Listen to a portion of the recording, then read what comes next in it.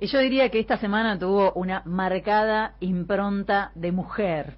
La media sanción para la legalización del aborto es la concreción de un avance en derechos que ya resulta impostergable. Estará reñido en el Senado, pero hay mucha expectativa de que esta vez se pueda, lo que no en 2018. Los senadores, las senadoras, deberán ser conscientes de que no se discute sobre sus creencias o sobre la decisión que tomarían frente a una situación hipotética, lo decía recién Norma Durango. Esto no se trata de ustedes, no se trata de la religión, no se trata de percepciones personales o de prejuicios, se trata de derechos, pero principalmente de empatía. En medio de una de las peores crisis, donde siempre las mujeres nos llevamos la peor parte, la pobreza, se ha dicho, tiene cara de mujer, transcurriendo una pandemia en la que una vez más las mujeres son las que lideran las tareas de cuidado, muchas de ellas jamás reconocidas, saliendo además de un ciclo de neoliberalismo que nos arrebató derechos sin disimulo, sin ir más lejos, durante los últimos años, el macrismo estiró 5 años más a 65, la posibilidad de que las mujeres que no tienen aportes puedan acceder a una mensualidad que ya ni siquiera es una jubilación. ¿Qué pasa hoy? ¿Se preguntaron esto? ¿Qué pasa hoy en la Argentina con las mujeres que tienen más de 60 años, que no pueden jubilarse y mucho menos reinsertarse, digo, en esta situación, en un mercado laboral que está detonado prácticamente? ¿Qué pasó con ellas durante la pandemia? ¿Qué pasa ahora? Un sector silenciado, absolutamente, porque además el paso del tiempo nos expulsa de un sistema capitalista y patriarcal. Dejamos de importar con los años. Parimos la fuerza de trabajo, nos constituimos como fuerza de trabajo dentro y fuera del hogar. Cobramos menos que los hombres si es que nos pagan. Y cuando el tiempo pasa, nos hacen saber que somos descartables. Porque además aprendemos eso desde chicas, que para ser aceptadas debemos ser jóvenes y responder a los cánones de belleza que nos imponen. ¿Quiénes? Nos enseñan desde chicas, además, que permanecer calladas es mejor. Pero además tenemos vedada todavía la idea de tomar determinadas decisiones. Esta es una, lo escuchábamos a varios diputados, casi que diciendo, no, van a tener que seguir pidiendo permiso, blanqueando y justificando cuando quieran interrumpir un embarazo. No decidimos sobre nuestros cuerpos, pero tampoco estamos habilitadas para sentarnos en determinadas mesas donde se toman decisiones. Tenemos vedados todavía hoy espacios de poder. Y si una mujer ocupa esos lugares y encima osa cuestionar las estructuras vigentes, entonces recibe un escarmiento que resulta absolutamente naturalizado. Nadie dice nada.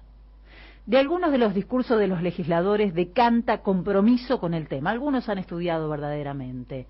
De otros, que no les importa la cantidad de mujeres que mueran. Realmente es algo que no les importa, porque las están juzgando por decidir. No les importa esa muerte, no les importa tampoco lo que pasa con esas familias o con esos niños que pierden a su madre. De otros discursos decanta ignorancia y especulación. Justo todo lo que hay que dejar afuera en este debate. El 29 se vota en el Senado. Esperemos que los legisladores entiendan que ya es hora de que las mujeres podamos decidir sin pedir permiso, sin ser judicializadas, sin morir en el intento, sin ir presas, sin ser señaladas por eso. La semana, les decía, además fue una semana de alto voltaje político. Los que tenían la etapa preparada, pensada para el año de Alberto Fernández en el poder, tuvieron que pegar un volantazo. Cristina Fernández publicó una carta directa al corazón del Lawfare, señalando al único poder que no va a elecciones. Y la reacción no se hizo esperar. Enseguida hablaron de embestida, de la furia de Cristina. ¿Alguien puede decir a esta altura, con una mano en el corazón, que existen dudas sobre la persecución política por parte de sectores de poder real en Argentina a líderes que puedan amenazar a esa concentración escandalosa y ese abuso escandaloso de poder? ¿De verdad alguien puede negarlo? Ahora, resulta que nadie sabe que ese poder y que ese modus operandi quedó expuesto en la República Argentina, especialmente después del gobierno de Mauricio Macri, porque además de ser todo lo que son los integrantes del gobierno de Mauricio Macri, más que los integrantes del gobierno, los representantes de ese sector de poder de la República Argentina, ¿no? Estando en el gobierno o fuera del gobierno. Además de ser todo eso, especuladores, saqueadores, fueron absolutamente torpes y dejaron material de sobra para quien quiera ver, y ese es el tema. ¿Quién quiere ver ahora y quién no? ¿Quién se anima a cambiar algo o a cuestionarlo, a señalarlo, por lo menos? Espiaron, escucharon, siguieron a exfuncionarios, funcionarias, periodistas, familiares de Lara San Juan, en las cárceles, en sus casas, intervinieron teléfonos, armaron causas. ¿A alguien le queda dudas de que existe un sector de la justicia que trabaja para esa élite que se pretende por encima de las obligaciones que tiene el resto de los argentinos? Una élite que no se ajusta a derecho y que utiliza justamente herramientas del derecho para invalidar a lo que consideran un enemigo o una enemiga.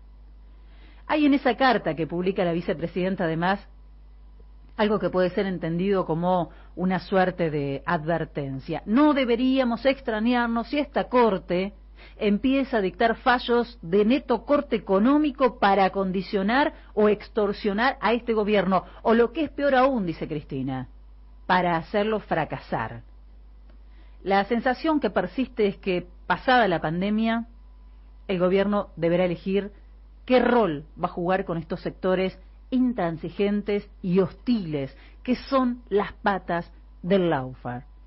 Si seguirá apostando al diálogo o si avanzará sin titubeos con modificaciones que transparenten y democraticen la justicia, los medios y todos aquellos reductos de poder que conspiran desde hace años, pero ahora más intensamente, en contra de la única decisión que no debería cuestionarse, que es la voluntad popular en las urnas. La figura de Cristina junto al presidente también fue leída en clave de Babel. Si lo mira, si no lo mira, si le habla, si no, si lo menciona, si no, si está porque le quita protagonismo, si no está porque lo ningunea. El derrotero constante contra la figura de la expresidenta debería hace tiempo corresponderse con algún repudio del sector político al que pertenece.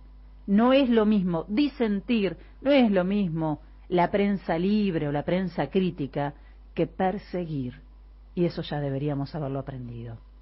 Señalan todo el tiempo, desde estos medios de comunicación, el peligro del poder que tiene Cristina. Y en cierto modo es lógico, con esa mirada están blanqueando su posición, están en la vereda del frente de todo lo que representa Cristina y lo que hizo durante sus años en la presidencia. Están defendiendo los privilegios de poder que supieron concentrar.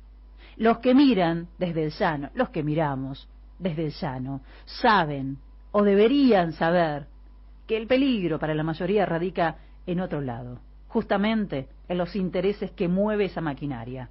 Por lo pronto, la figura de la vicepresidenta y el proyecto de IBE van a ser protagonistas de aquí al 28-29 de diciembre. La aprobación de esta ley y la llegada de la vacuna debería inaugurar una nueva etapa en la que finalmente pueda salirse de las medidas provisorias, diferentes ámbitos, y comiencen a aplicarse políticas y cambios de fondo que seguramente van a molestar al poder, por supuesto que van a molestar. Y si acaso surgen dudas o miedos al respecto, valga el ejemplo de las mujeres organizadas, más que nunca esta semana, el ejemplo de lo que puede lograrse militando con convicción en el territorio, molestando a sectores de poder tradicionales, pero sobre todo modificando escenarios, transmutando privilegios en derechos, perseverando en la búsqueda de justicia social. Si algo nos recuerda esta lucha, es que modificar estructuras de poder no es imposible.